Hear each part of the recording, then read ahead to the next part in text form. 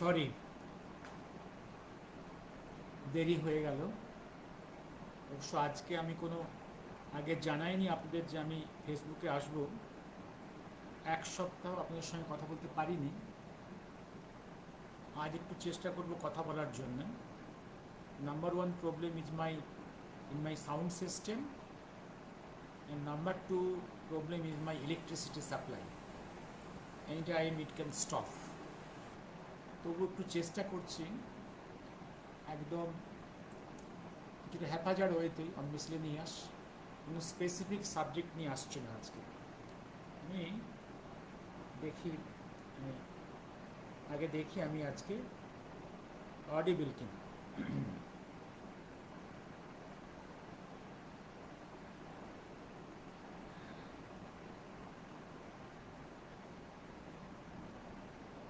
Yes, I am audible. Am I audible? Am I audible? Am I audible? Let me see whether I am audible or not.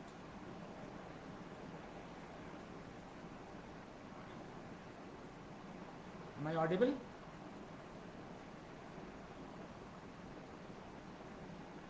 Let me see.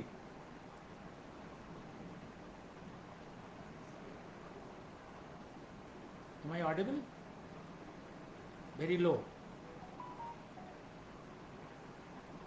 Very low. Am I audible? Very low. Yes, my audible. My audio system is still.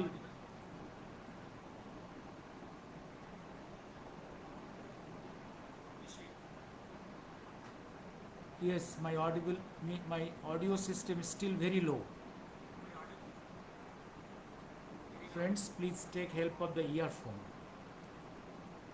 I have failed to repair my audio system.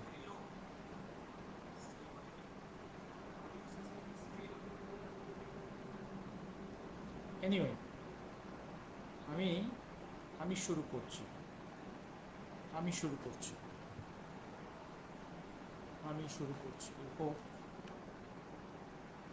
Audio system. আমি আজকে অল্প সময় কথা বলবো, কারণ আমি জানি না আপনারা কতটা শুনতে পাবেন। সেই জন্য I will not disturb you. আমি কতগুলো পয়েন্টসেই কথা বলে যাব। আমি প্রথমে এসে যাই কতগুলো নিউজ পেপারসের হেডলাইন্সে। যেমন সব কাগজেই আজ 24 অগাস্ট সব কাগজেই মোটামুটি কলেজিয়াম সিস্টেম নিয়ে একটা পার্লামেন্টে কথা হয়েছে। কলেজিয়াম সিস্টেম, এটা কংগ্রেস জামানার কলেজিয়াম সিস্টেম, যে হাইকোর্ট সুপ্রিম কোর্টের জাজ নির্ধারিত হবে not by any all India examination but by a gang, a group, a gang. Am I audible, Konkona? Am I audible? Audio system is yet to be improved. Some defect is there. Anyway, please take the help of the earphone. The collegium system একটা অদ্ভুত gang. এটা যে Congress days থেকে চলে আসছে। Supreme কোর্টের chief justice এবং দুজন সিনিয়র সুপ্রিম কোর্ট জাজ, এরা ঠিক করবে একটা অদ্ভুত মিস্টেরিয়াস পদ্ধতিতে। যেমন কংগ্রেসের একটা হাইকমান্ড প্রথা আছে, কি তার কম্পোজিশন পৃথিবীর কেউ জানে না, ঠিক তেমনি একটা কলেজিয়াম সিস্টেম, তার কি সিলেকশন পদ্ধতি কেউ জানে না। তারা একটা প্রসেসে এগোয়, সেইখান থেকে সিলেক্ট হয় কে হাইকোর্ট বা সুপ্রিম কোর্টের জাজ হবে, কে কোথায় ট্রান্সফার হবে। এবং একমাত্র হচ্ছে কারো এগেনস্টে যদি কোনো ইন্টেলিজেন্সে কোনো ব্যাড রিপোর্ট থেকে থাকে, সেই জায়গাটা গভর্নমেন্ট অবজেক্ট করতে পারে। তার বাইরে গভর্নমেন্ট অফ ইন্ডিয়ার কিছু বলার নেই। There is no all India exam. এদেশে একটা অল ইন্ডিয়া, যে কোনো একটা অল ইন্ডিয়া সার্ভিস পেতে গেলে একটা অল ইন্ডিয়া এক্সাম আছে। একটা স্টেটে একটা ক্লার্কের কাজ করতে গেলেও, একটা ক্লার্কের চাকরি পেতে গেলে একটা all over the state competition face করতে হয়। কিন্তু to become a high court judge or a Supreme Court judge, he need not face any all India exam, peculiar. এবং এই কলেজিয়াম সিস্টেম প্রোডাকশন দেখতে পাচ্ছেন কীরকম হরিবল প্রোডাকশন। আপনারা দেখেছেন কীভাবে সুপ্রিম কোর্টের চিফ জাস্টিস চন্দ্রচূড়, যার বাবা ছিল হাইকোর্টের সুপ্রিম কোর্টের চিফ জাস্টিস, যার ঠাকুরদাও ছিল একসময় সুপ্রিম কোর্টের চিফ জাস্টিস, যেন এটা জমিদারি প্রথা, যেন রয়্যালটি, রাজার ছেলে রাজা, অদ্ভুত প্রথা চলে আসছে।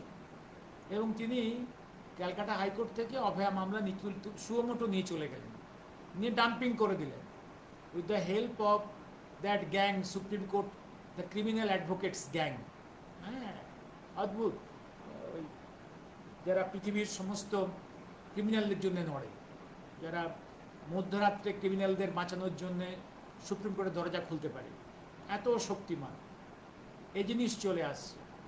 রিসেন্টলি দেখলেন কীভাবে আমাদের বাংলার রাজকুমার কীভাবে তার চোখের ডাক্তারি করার জন্য, সার্জারি নয়, শুধু মেডিকেল ট্রিটমেন্ট করার জন্যে বিদেশে চলে গেল, সঙ্গে 20খানা ট্রাঙ্ক নিয়ে, দেখেছে।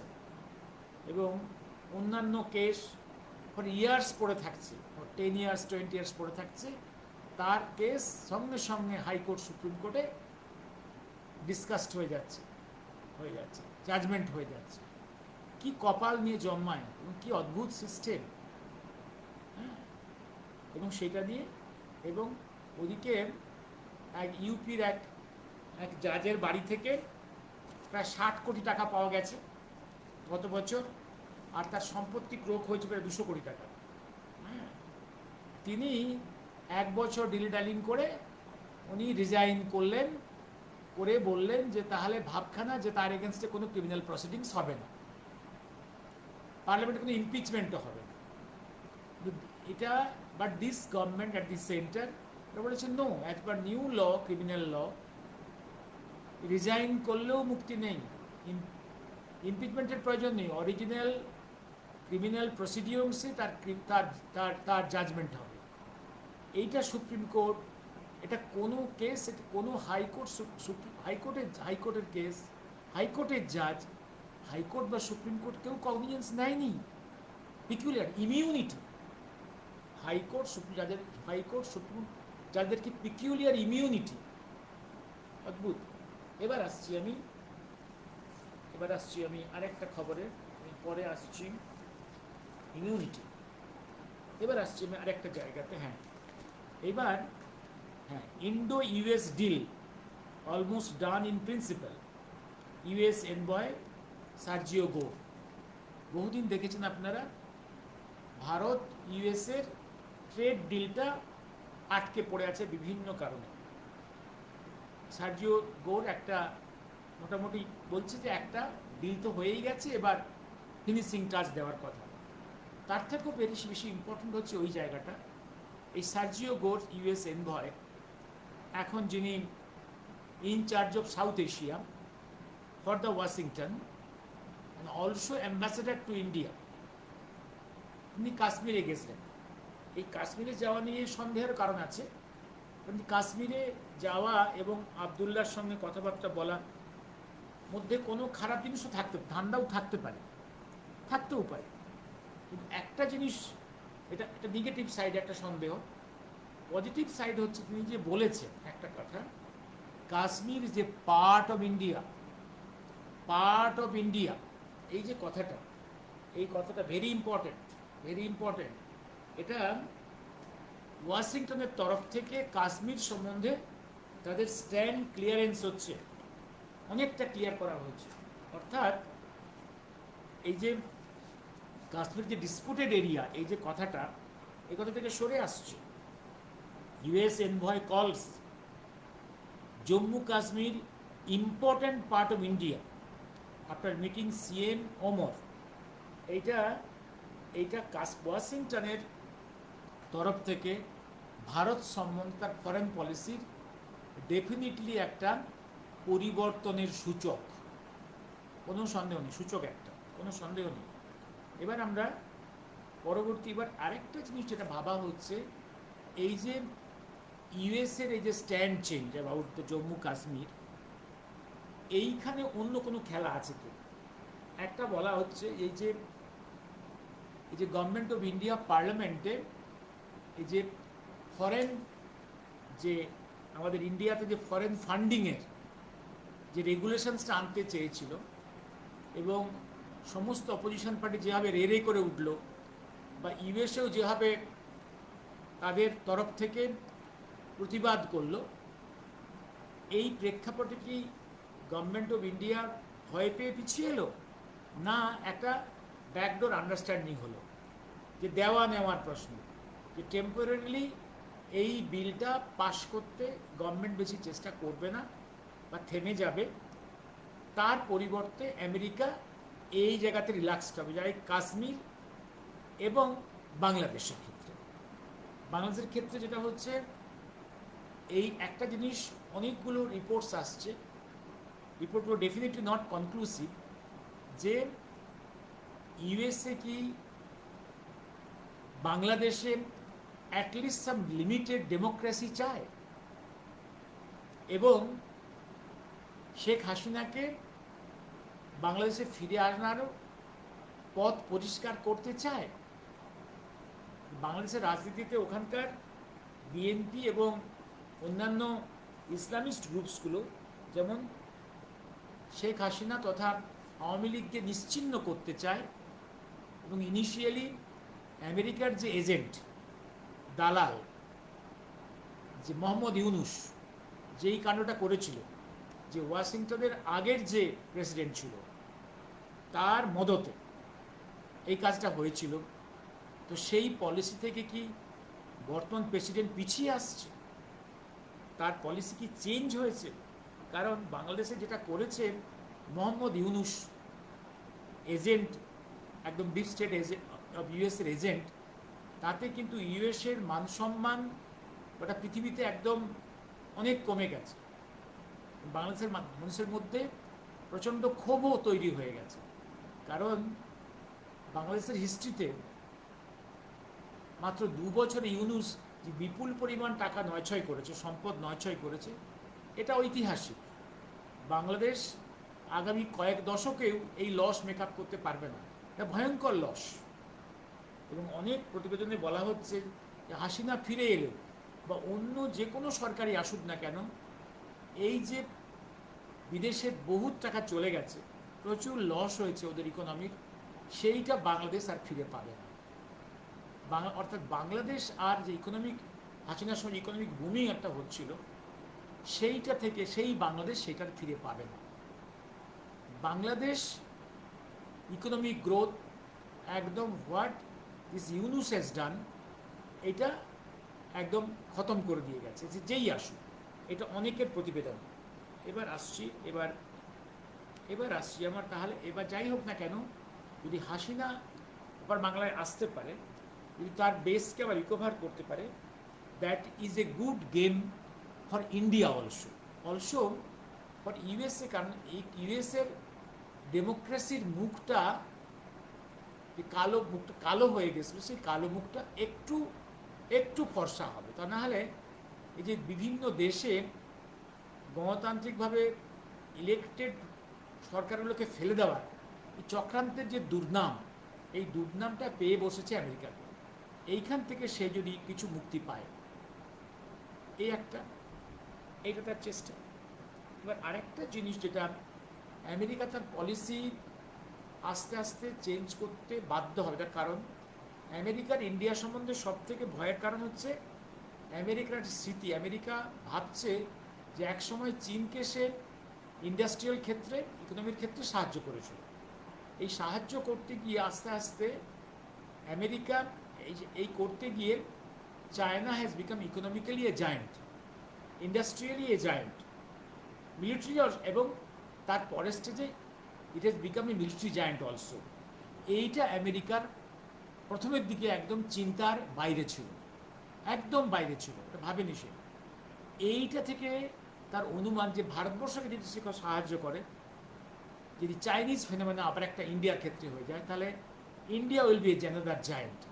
এই অবস্থায় এশিয়ার মাটিতে দুটো জায়েন্টকে, চায়নাকে এবং ইন্ডিয়াতে সে ট্যাকেল করবে, কারণ China has become already a challenge to USA in the global forum, in the economic front, in political front, and also in military front, also in the diplomatic front.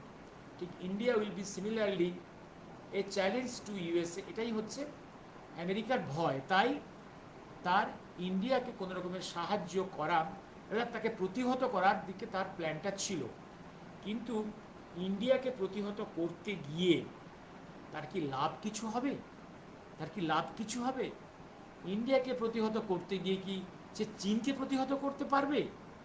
এই প্রশ্ন দেখা দিয়েছে এইবার সেই প্রশ্ন দেখা দিয়েছে।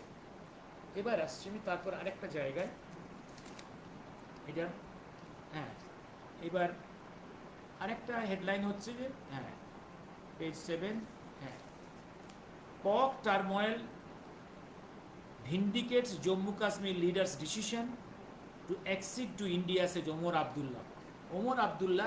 ওমর আবদুল্লাহ এখন বলছে যে জম্মু কাশ্মীর যে ভারতের সঙ্গে যুক্ত হওয়ার জন্যে ট্রিটি অফ অ্যাকসেশনে সই করেছিল, এটা সত্যিই খুব বুদ্ধিমানের কাজ হয়েছিল। আজকে যে পকের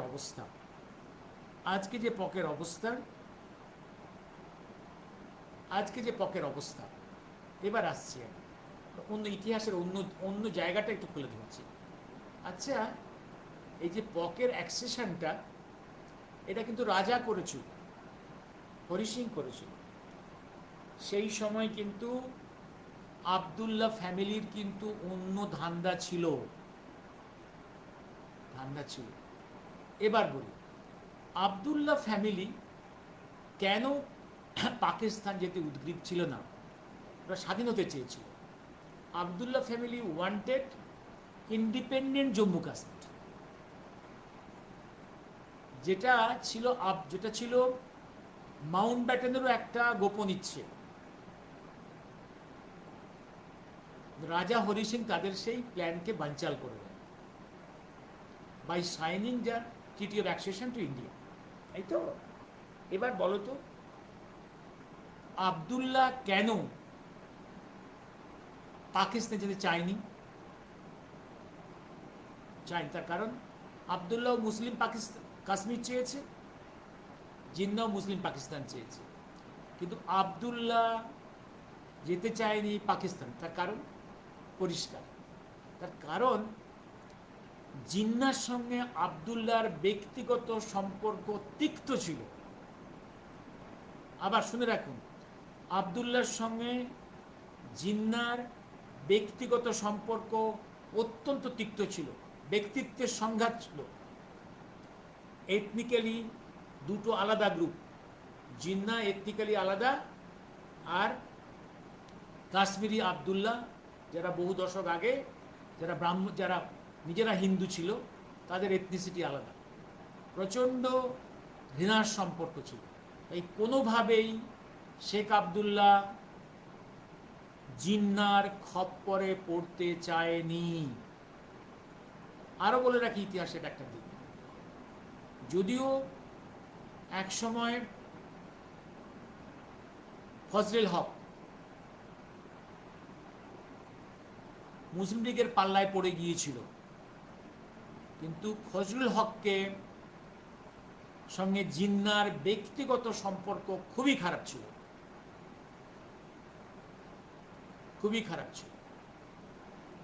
এগুলো হচ্ছে ব্যক্তিগত সংঘাতের জায়গাটা ভীষণ ইম্পর্টেন্ট। মনে রাখতে হবে যে ইন্ডিয়া পার্টিশনের সময় কে কোথায় যাবে, এখানে অনেক ক্ষেত্রেই রিয়েল পাবলিক ইন্টারেস্ট বা পলিটিক্যাল ইন্টারেস্ট ছাড়া ব্যক্তিগত স্বার্থগুলো বড় হয়ে দেখা দিয়েছিল। সব থেকে বড় ব্যক্তিগত স্বার্থ যেটা বড় হয়েছিল সেটা হচ্ছে কি, নাম্বার 1, গান্ধী চেয়েছিল যেভাবেই হোক নেহরুকে পিএম করা, সে খণ্ডিত হলেও হবে, কয়েক খণ্ড হলেও হবে। কারণ গান্ধী চেয়েছে যে নেহরুর হাতেই তার স্ট্যাচুগুলো সিকিউর থাকবে, তার ইমেজটা সিকিউর থাকবে, তার হাতেই তার মান সম্মান সুরক্ষিত হবে। এটা ব্রিটিশ চেয়েছিল, এবং এটা চেয়েছিল বলেই স্টেপ বাই স্টেপ একদম গান্ধী নেহরুর প্রতিটি প্রতিদ্বন্দ্বীকে কংগ্রেস থেকে তাড়িয়েছে। জিন্না অ্যাকচুয়ালি গান্ধীর প্রতিদ্বন্দ্বী এবং নেহরুর প্রতিদ্বন্দ্বী, তাই জিন্নাকে তাড়িয়েছে তারা অপমান করে। তারপর সুভাষচন্দ্রকে তাড়িয়েছে তারা। এটা পরিকল্পনা মাফিক, এবং পাকিস্তান তৈরির পরিকল্পনা বহু আগে থেকেই এবং ব্রিটিশের ছিল, পরবর্তীকালে জিন্নার হয়েছিল, এবং জিন্নার পাকিস্তান তৈরির আগে থেকেই দেশ ভাগ করার, মুসলিমদের একটা খিলাফত দেওয়ার পরিকল্পনা গান্ধীর ছিল 1920 আগে থেকেই। টেক ইট ফ্রম মি, 1920 আগে থেকেই।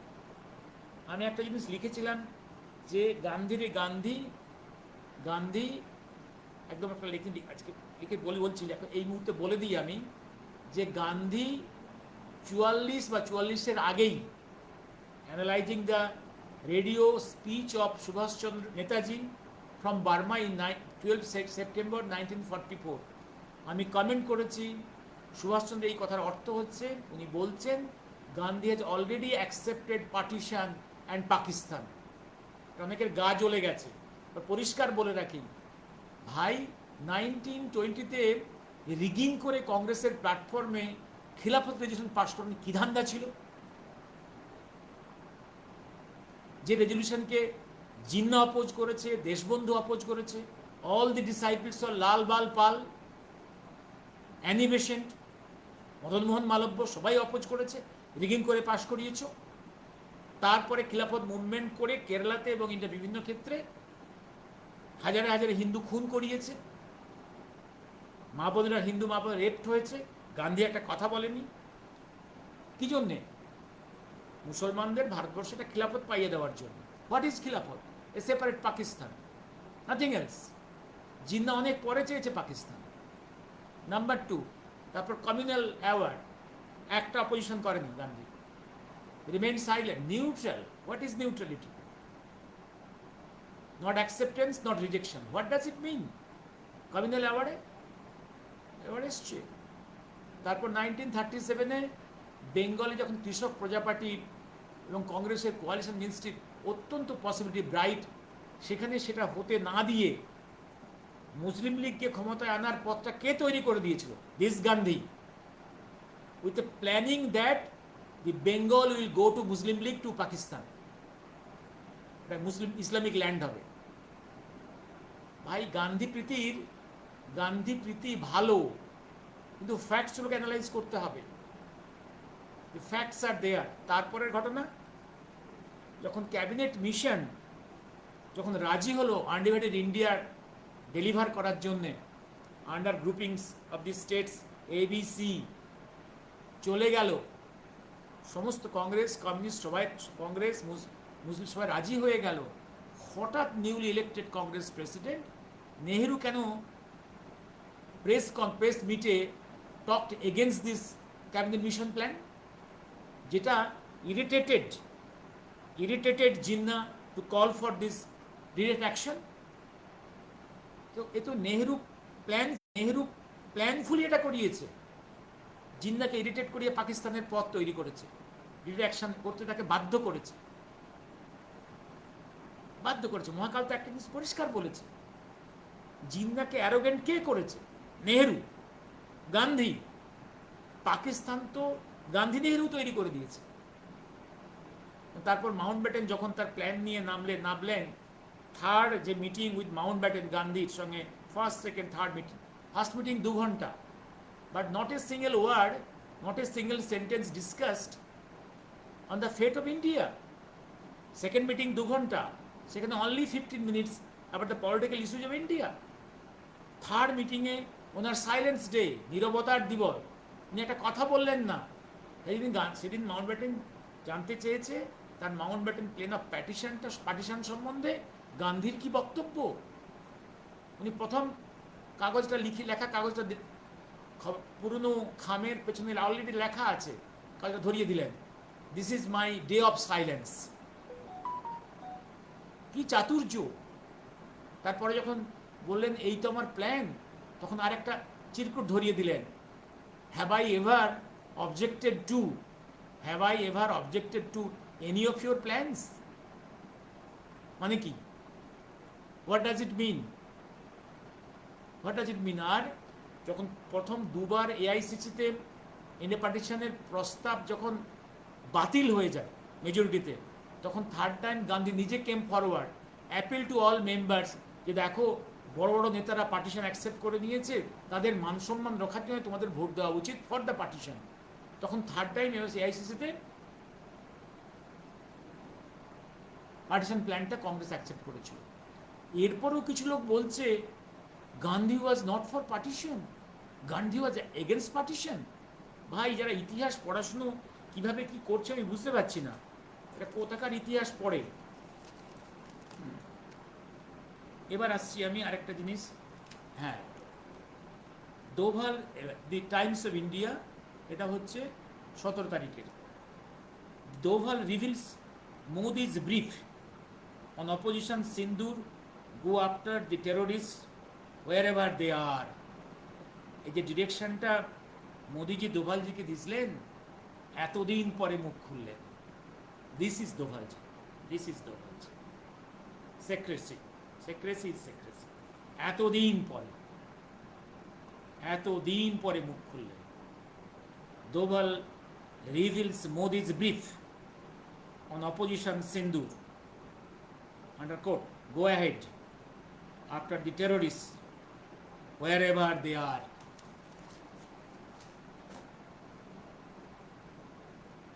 এবার আসছি আমি আরেকটা জায়গাতে। এবার আমি, তোদের মনে আছে যেদিন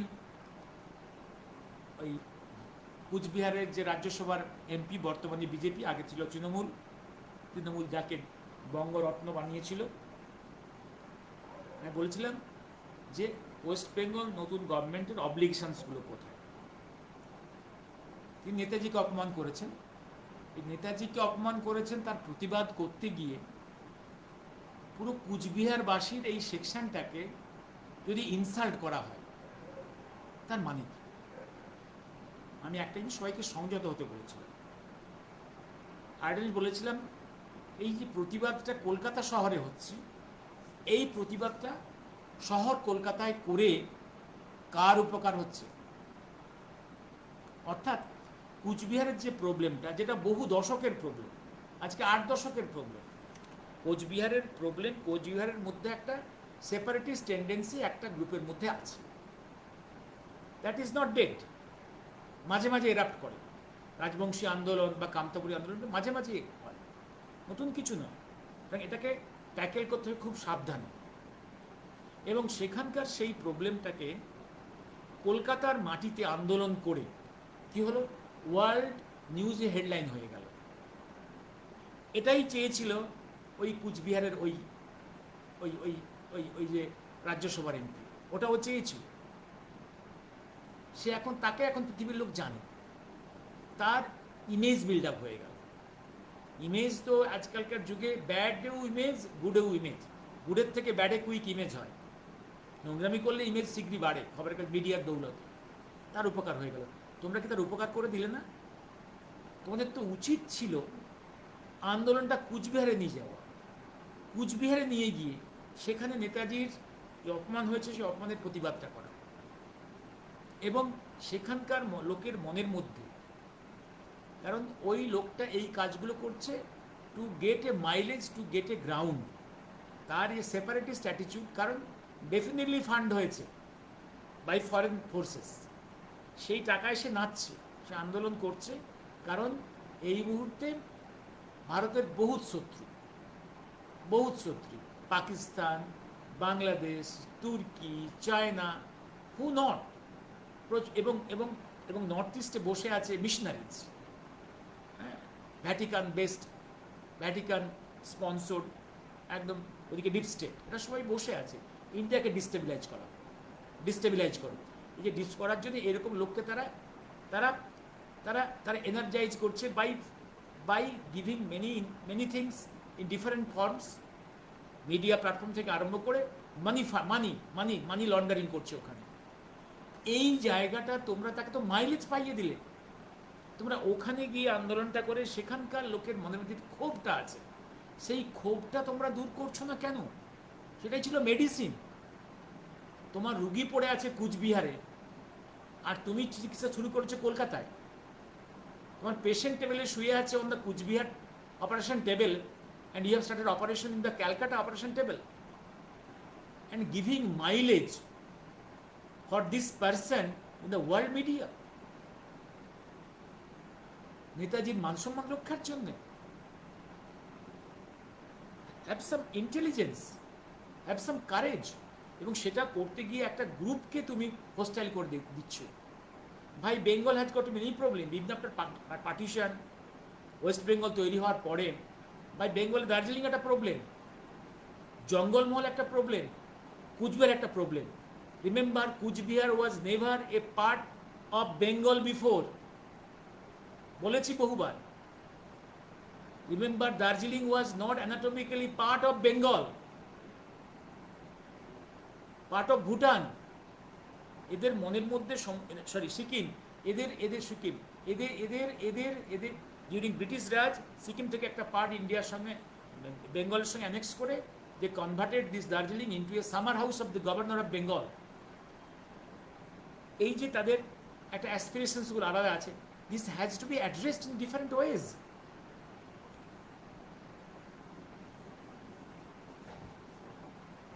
যে গোর্খা সমস্যা, দিস গভর্নমেন্ট গোর্খা সমস্যা অন্য একটা কমিটি গড়ে দিয়েছে।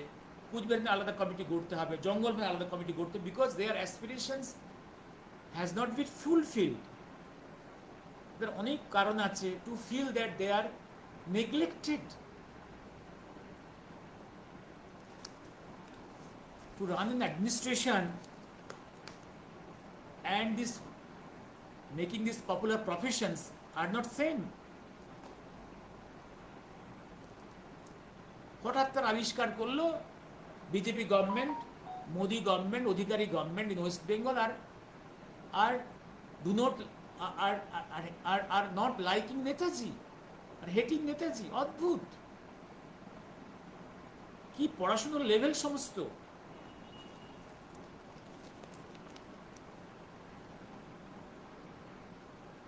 Yes, the statesman system headline করেছে, center sets up committee to work long pending Gorkha issues.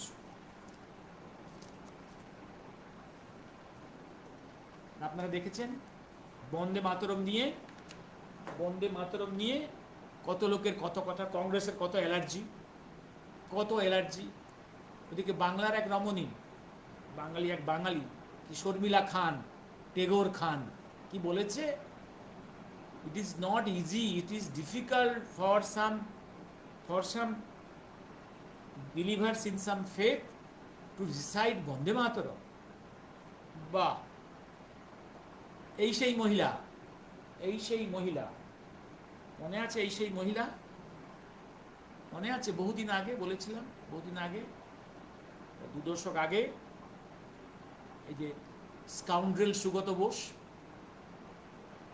একটা বই বের করেছিল নেতাজি, তো কপি অ্যান্ড পোস্টিং। ওর তো বিখ্যাত আবিষ্কার, ওর বাবা নাকি সুভাষচন্দ্রের গাড়ি 1941 জানুয়ারি মাসে শীতের মধ্যরাত্রে ড্রাইভ করে গোময় পৌঁছে দিয়ে এসেছিল। অথচ একটা স্টোরি, তার কোনো করবোরেটিং এভিডেন্স নেই, কোনো কোল্যাটারাল এভিডেন্স নেই। স্টোরি বলেই যাচ্ছে। আর কি আবিষ্কার?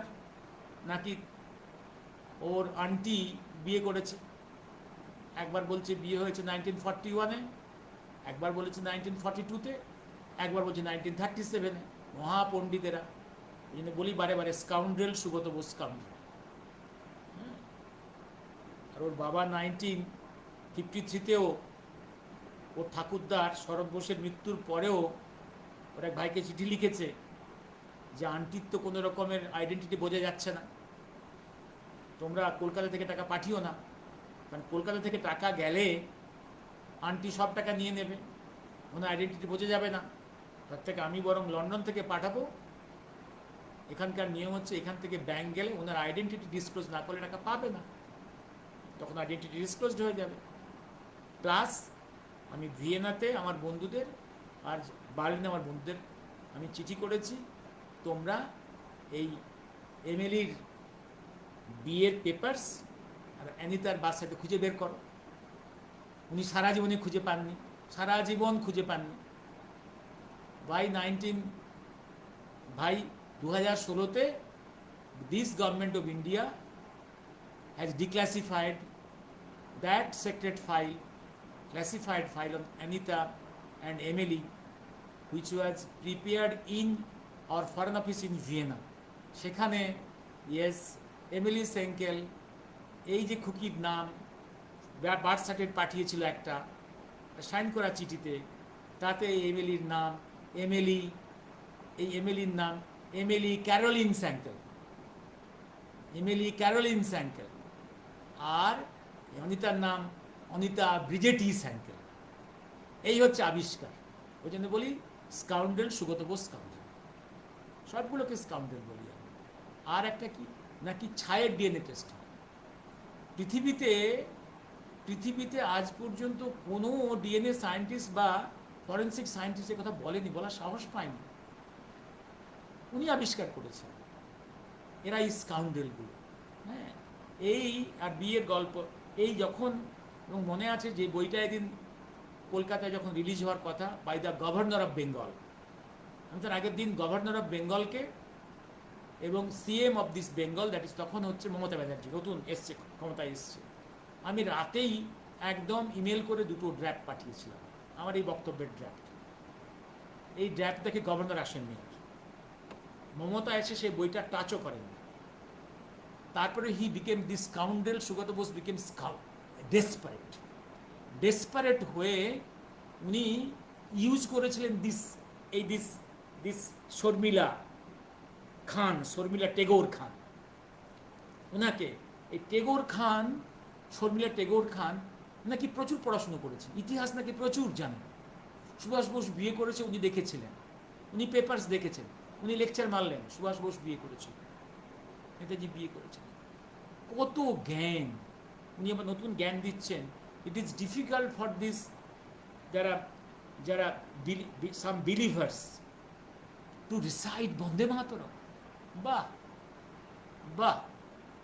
আর নাতিপুতির কি নাম রাখছে, কি সব নাম রাখছে, যারা একসময় ভারতবর্ষে হাজারে হাজারে হিন্দু মন্দির ধ্বংস করেছিল, হাজারে হাজারে হিন্দু মেয়েদের রেপ করেছিল, খুন করেছিল, লাখে লাখে হিন্দু খুন করেছিল, তাদের নামে এই মহিলা নাতি নাতনির নাম রাখছে, নাতিদের নাম রাখছে।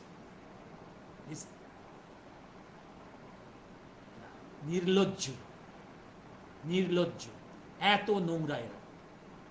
আর ওই একটা অমর্ত্য সেন আর একটা দোসর জুড়েছে, ঠিক বলেছিলাম বহুবার বলেছি, আমার বইয়েও লিখেছি, বিচিত্রায় লিখেছি, অমর্ত্য সেন একটা চ্যাপ্টারে লিখে রেখেছি।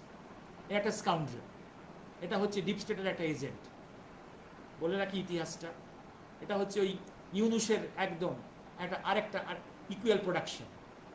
ডিপ স্টেটের অনেকগুলো প্রোডাকশন আছে, তো এই ডিপ স্টেটের একটা প্রোডাকশন হচ্ছে ওদিকে মোহাম্মদ ইউনুস, এদিকে হচ্ছে অমর্ত্য সেন সম্বন্ধে বলে রাখি, আমি যা লিখে রেখেছি।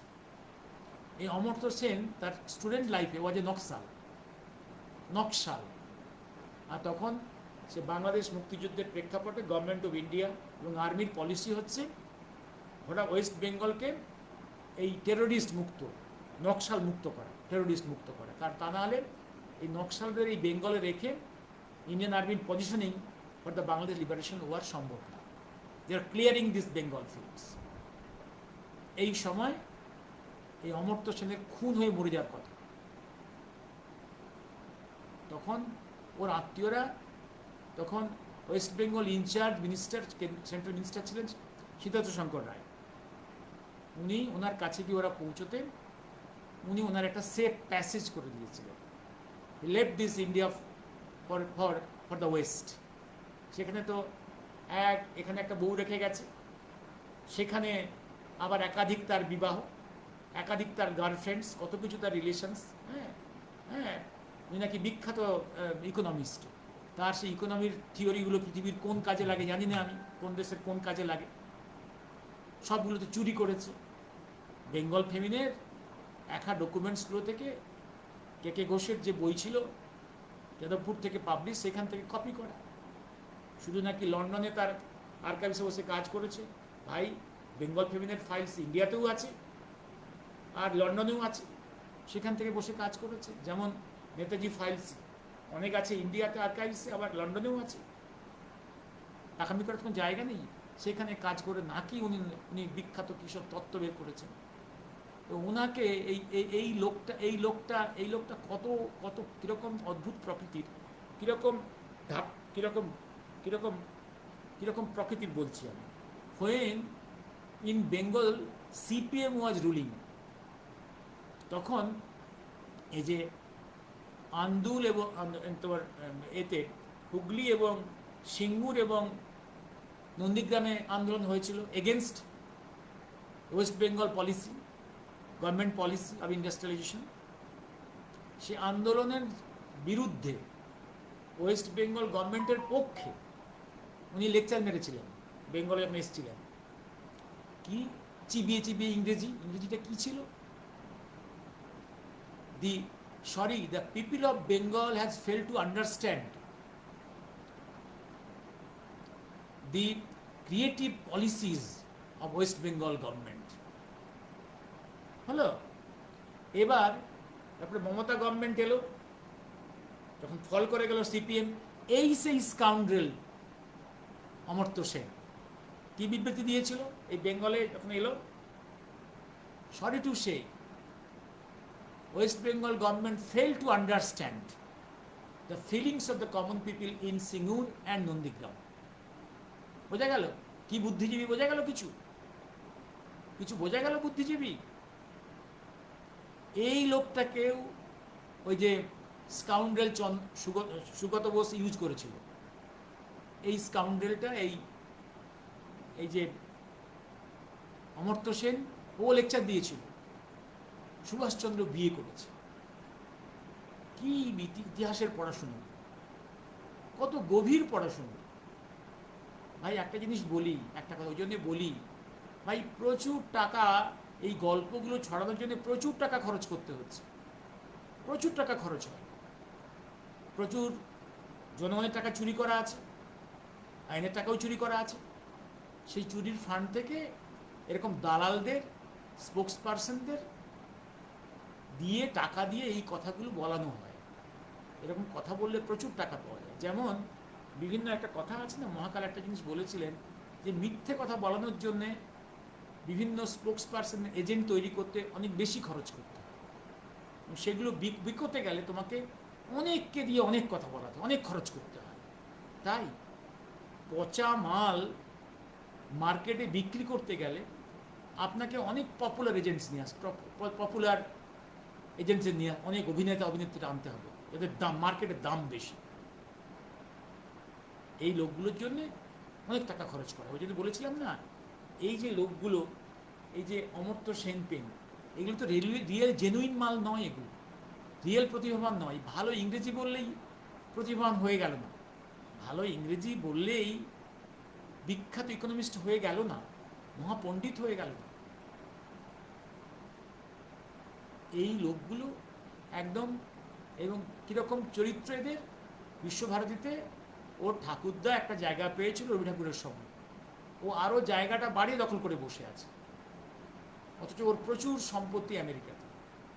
হ্যাঁ, আমেরিকাতে এক ফ্যামিলি, মানে বিপুল পরিমাণ সম্পদের অধিকারী ওর স্ত্রী, ওয়ান অফ দ্য ওয়াইফস। হ্যাঁ, এবার আমি আরেকটা জিনিস, আজকে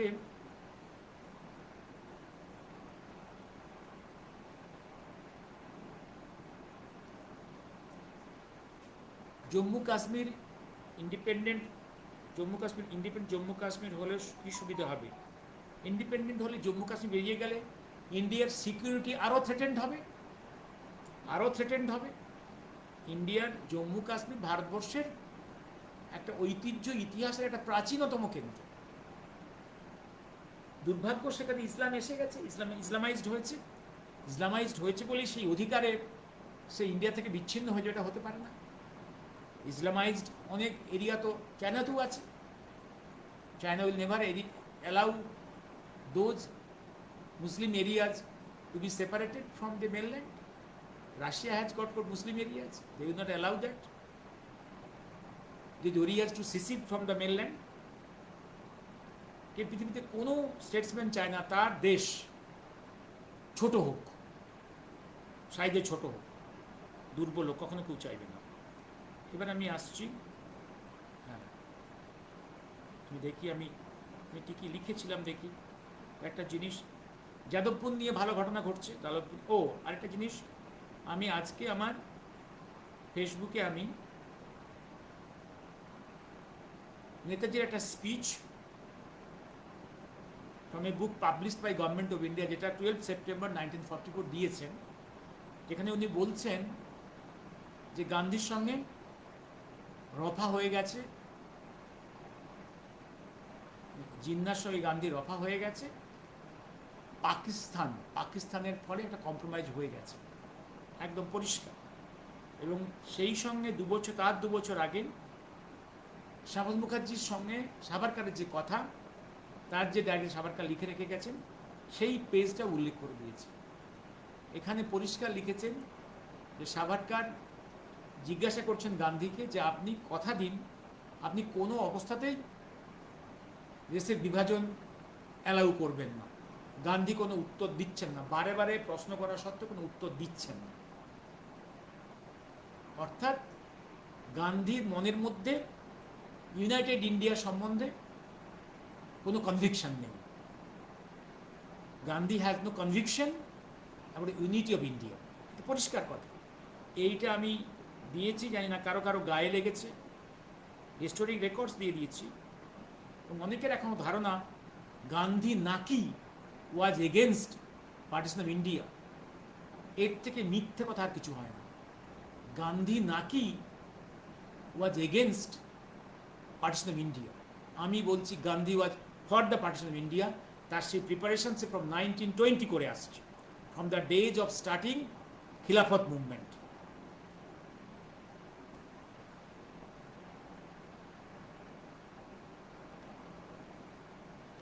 আর একটা জিনিস, আরেকটা কমেন্ট করেছি, এই যে Bikash beep advocate beep Bhattacharya, beep গরুখা ভট্টাচার্য বলেছে না বিজেপির লোকেদের মধ্যে লেখাপড়ার ব্যাপার নেই। তাই আমি লিখেছি যে CPM party is a club of science Nobel laureates, science Nobel লরেটস।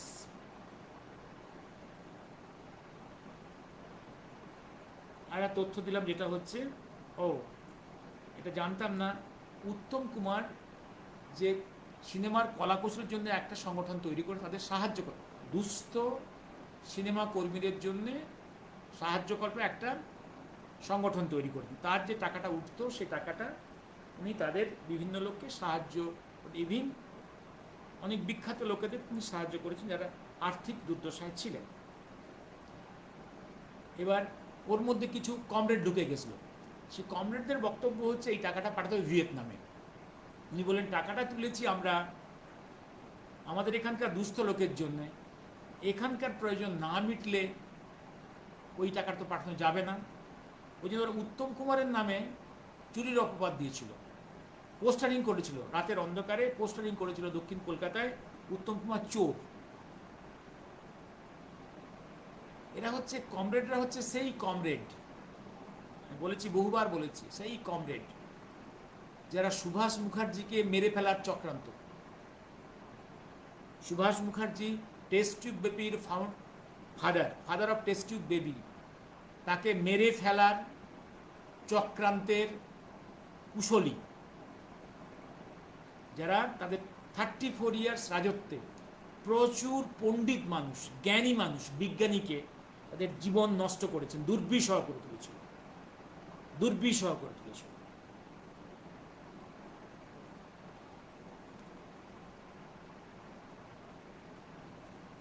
একটা ভালো কথা করেছি আমি, সুদীপ্ত গুহার, বন্দে মাতরম গাইতে অসুবিধে, কিন্তু মা দুর্গা, মা লক্ষ্মী, মা সরস্বতী বন্দনা আছে বলে, কিন্তু লক্ষ্মীর ভাণ্ডার বা অন্নপূর্ণা ভাণ্ডারের টাকা নিতে অসুবিধা নেই।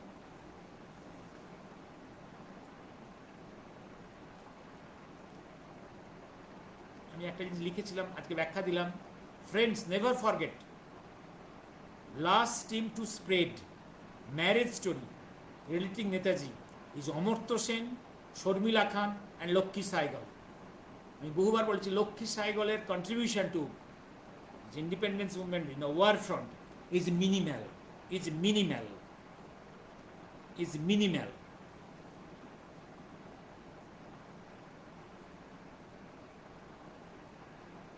হারিস বলেছিলাম অপদার্থ কোনো লোক উচ্চ আসন অধিকার পেলে সে সর্বনাশ করবে লোকের। সে গান্ধী হোক, নেহরু হোক আর জ্যোতি বসু হোক, সোনিয়াই হোক আর মমতাই হোক আর রাহুলই হোক, এইগুলো তো সবগুলোই হচ্ছে অপদার্থ।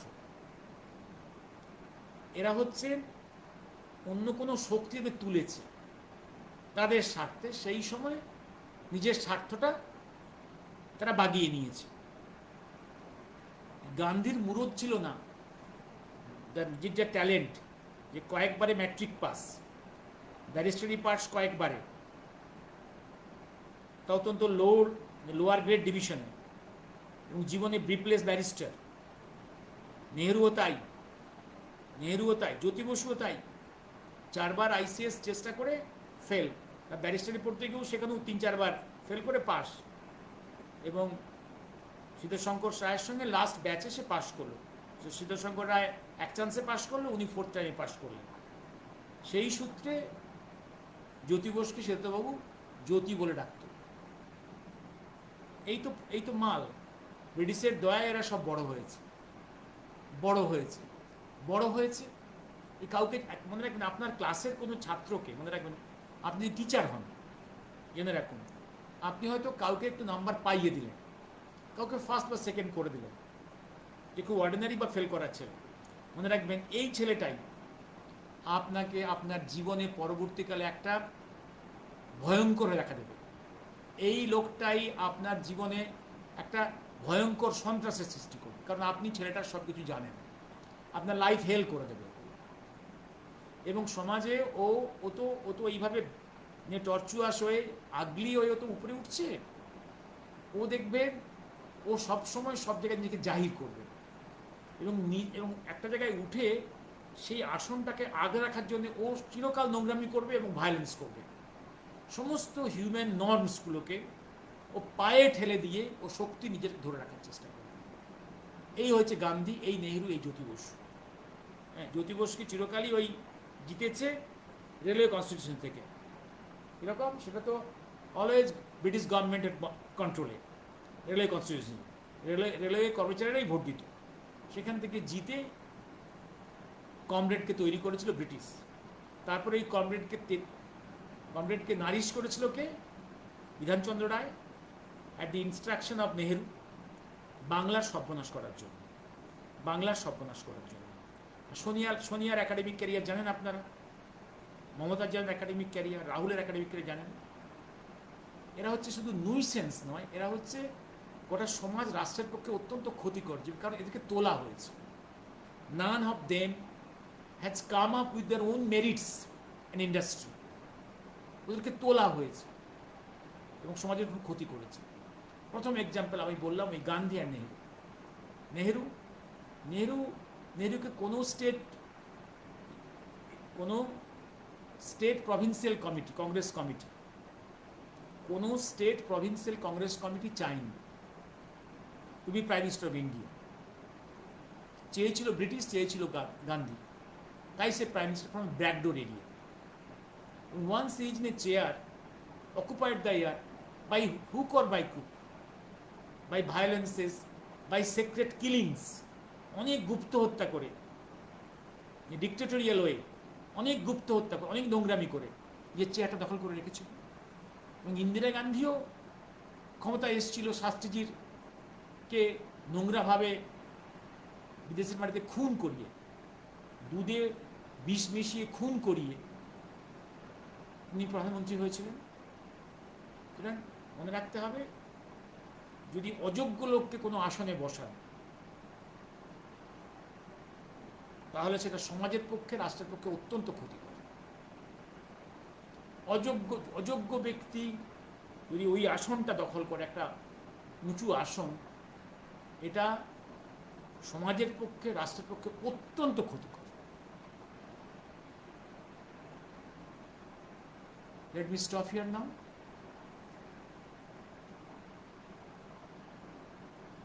Let me stop here. Sorry. I'm more than 40.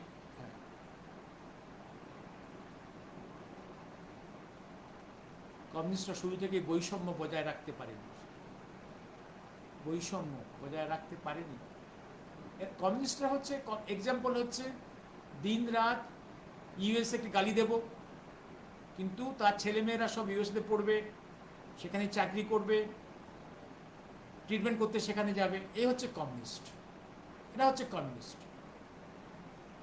এরা হচ্ছে কমিউনিস্ট।